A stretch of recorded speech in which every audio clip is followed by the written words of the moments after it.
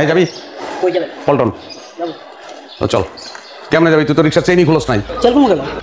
chain না খুললে তুই পল্টন যেতে পারবি চেইন খোল কি পাগল মাথায় সমস্যা আছে এই চেইন খোল খুলবি না চেইন না এই কথা চেইন খোল জলদি চেইন খোল